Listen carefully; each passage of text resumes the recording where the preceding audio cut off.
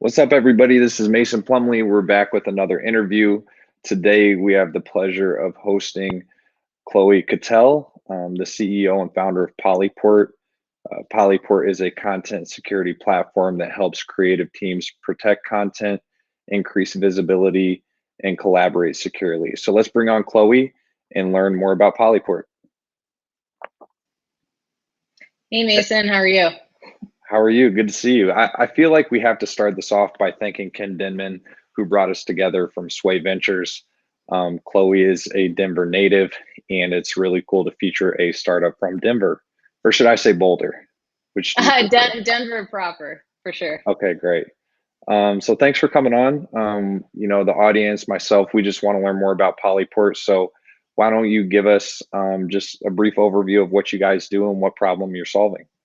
Yeah, absolutely. So at PolyPort, we've created a content security platform specifically for creative industries. So think anything from animators, VFX, post-production houses to architecture, engineering, and construction firms. What we do is we enable them to leverage their content to be worked on in a secure manner while doing that in an efficient manner as well. Gotcha. So how old is the company? Who are the typical clients that you're engaging with? It sounds like you cover a broad range of creatives. Where have you seen the most reception? Yeah, so we've been working on this for a little over 3 years now. It's not an easy product to develop, while to the end user it's pretty much transparent, but there's a lot that goes on in the back end. Our chief of product, Dave Odom, and CTO, Partha Ray, could speak more to that. Typically where we've seen, you did mention that there is a wide range of individuals that could utilize Polyport, and that's nice is how we've architected the system. But we're focused initially on media and entertainment, so animation, VFX houses, as well as big architecture firms, engineering firms, individuals that have a lot of subcontractors that they're working with where they have to outsource sensitive content to be worked on. Those are where we've seen a lot of reception to.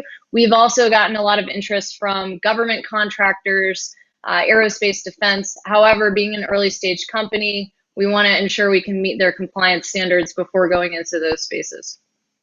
Gotcha. So take us through a very just basic use case. So let's pretend I'm an architect, which I'm not. I have great respect for what they do after some home projects.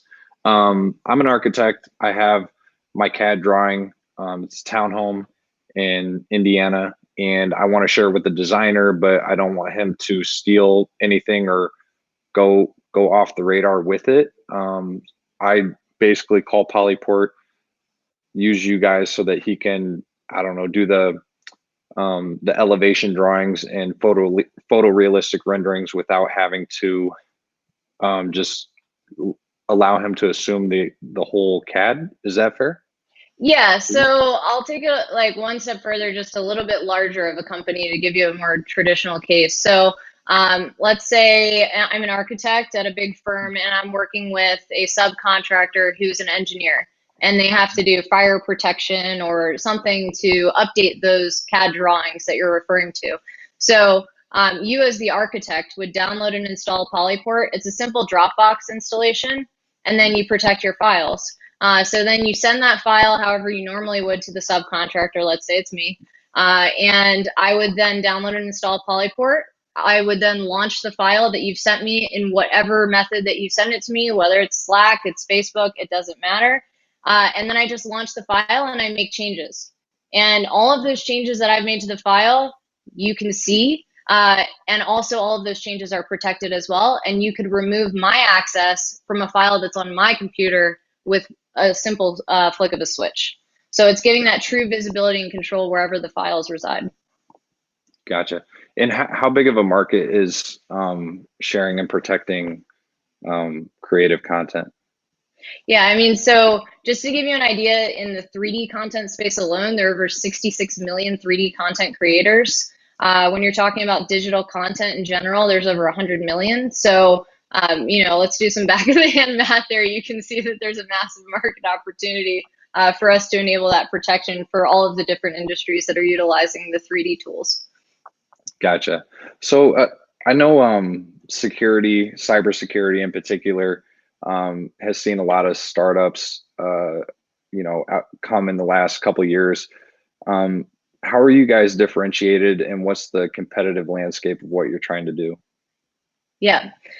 So the security solutions that exist on the market today are not built for creatives. They inhibit growth. There are plenty of established security solutions and they're good at what they do. But when it comes to working with creatives that have multiple different types of tools that they need to get their job done, and they have to do that fast. I mean, you're seeing 10 episodes. Netflix has to come out with an entire series in one fell swoop rather than the old way of producing video content. You need a security solution that doesn't hinder your creative pipelines and that pretty much exists, but you don't even know that it's there. And so what we've done at PolyPort is we've figured out a way to architect a system that is completely transparent to the user. You protect your files, and then your collaborators work the normal way that they work. And the other thing that we do is we can also protect newly created content. So as I mentioned before, let's say you take a house design, you send it over to someone else and they want to add a yacht. Like, I don't know, maybe it's in the water in Miami, right? They want to add a yacht to that design. That subsequent file would also be protected. And we do this for any type of content, 2D content, 3D content, which is some of the most complicated type of content to protect.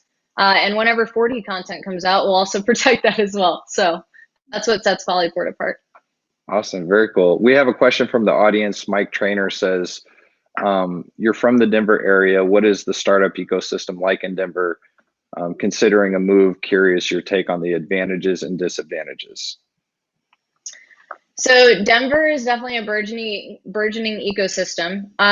There's a couple of areas to that. So from a fundraising perspective, there are a lot of funds in the Denver Boulder area. However, there still is a ramp up period to get to the place where Silicon Valley is.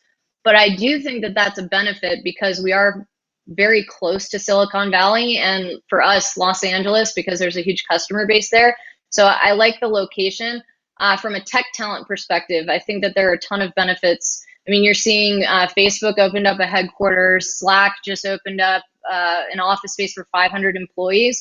So there are a lot of benefits to moving to Denver because people want to live here. And so it's going to be easier to find the tech talent. But fundraising, it's still got a ways to go. A lot better than like the Southeast for sure. Nice. Question from Jordan O. Woods. What's your business model? How do you make money? Yep. So our business model is on a per seat basis. We charge users around $125 a user per month. They can pay on an annual basis, and a typical studio will be anywhere from 25 to 50 employees that are utilizing Polyport. Then we have an API offering for companies that want to protect large libraries of assets, and that's on an annual basis based on the number of assets that they're protecting. Gotcha. So you guys won a South by Southwest pitch event. Can you tell us about that event? And then also as a founder, how you view, you see like venture competitions all the time, pitch competitions. How do you guys view that? What's the value add from going into those? So I'm gonna have to toot my own horn for a second, just because we won two consecutive South by Southwest awards. 2017 we won the Innovation Award for Privacy and Security, and then 2018 we won the Accelerator Pitch Event. The Accelerator Pitch Event, I would say, was a catalyst for us. We met a family office that became one of our first investors, the Cartwright Group. They're based out of Houston, and it provided us a lot of exposure. So I think with competitions, actually at that South by Southwest event, I had applied for 4 pitch events and we got accepted to all 4, and I could only go to 3. I generally try to take on too much. But what I will say is just, look at South by is a huge platform. So anyone that wants to do a pitch event there, I would recommend do it, because you really never know who's going to be there, who you're going to meet, whether it's investors or customer related. I would take a look and really think long and hard about the other pitch events or conferences to go to, just based on, have I already met with these people? Is it going to be a value add for me to meet these 3 people, because it might turn into this one huge customer? That's how we kind of look at it moving forward and make that determination if it makes sense. Gotcha. That's super helpful. How has the pandemic affected your guys' business? I'm assuming more people working remotely, more people wanting to share. What's the effect been? Yeah, so there's the initial process of companies going into continuity planning and everyone's freaking out. So, how do we handle this? And from a film perspective, a lot of the companies have frozen productions for a bit until they figure out what to do or when they can go back online. So, there's a little bit of an initial hit. However, we've seen quite a few inflow requests from animation studios because everyone was used to, hey, let's keep everyone inside of a walled garden, and that's how our content's going to be protected. And now they've got to figure out how to enable 250 plus employees to work from home. So there's long term, this is why we built PolyPort, because we want individuals to work with the best talent globally. And by the way, also reduce their overhead. Makes sense. So net net, it seems to be having a positive effect for us with individuals coming in and asking for our solution. Gotcha. Another question from the audience, Alex Egnoff. How do you prepare for a pitch? What makes for a great pitch given your success? Ooh, okay. So I've probably done about 100 pitch deck iterations to date.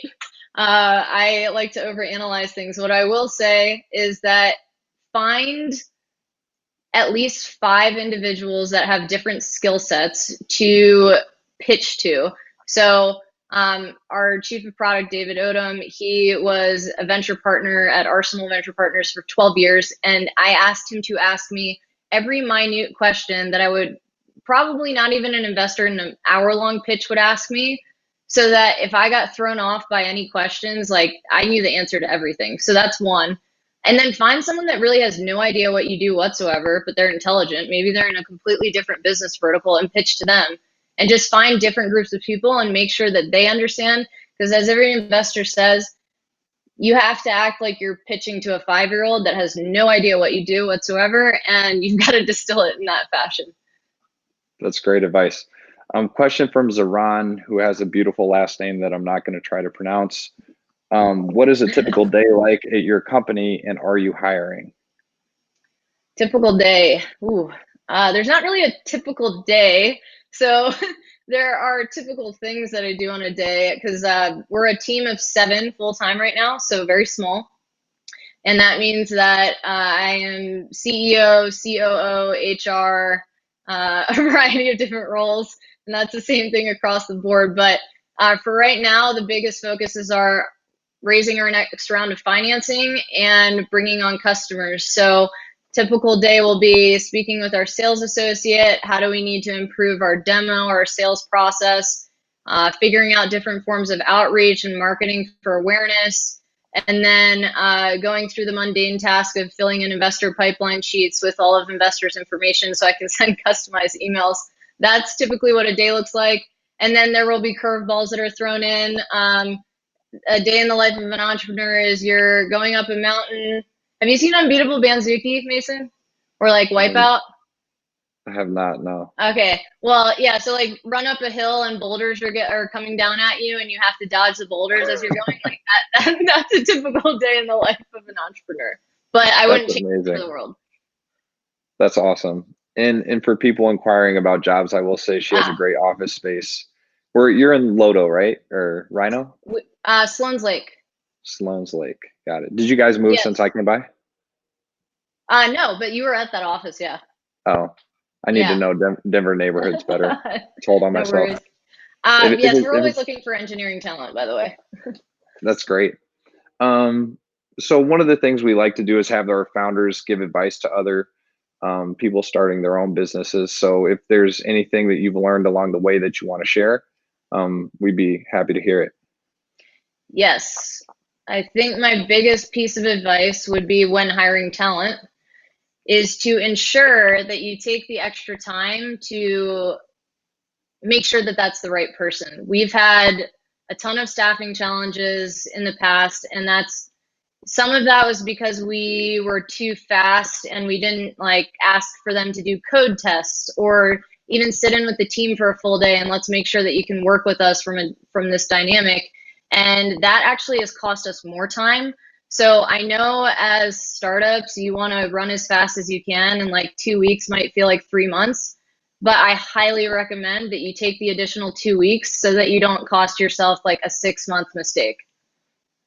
Gotcha. Great advice. Let's revisit. Let's just recap one more time what PolyPort does. We have a question from the audience.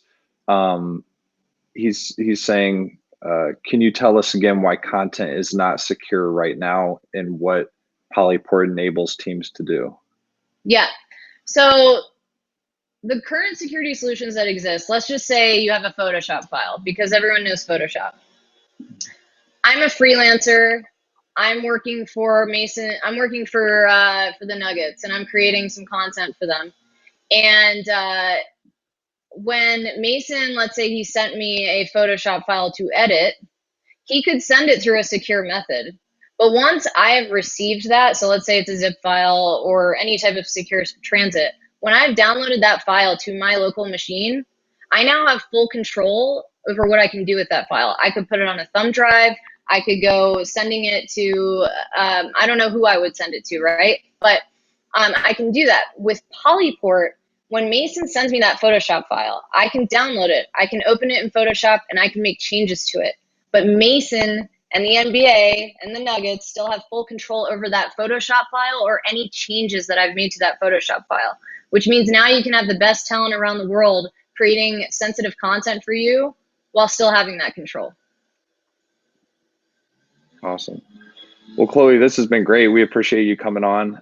We just ran your website at the bottom of the screen for anybody that's interested in learning more.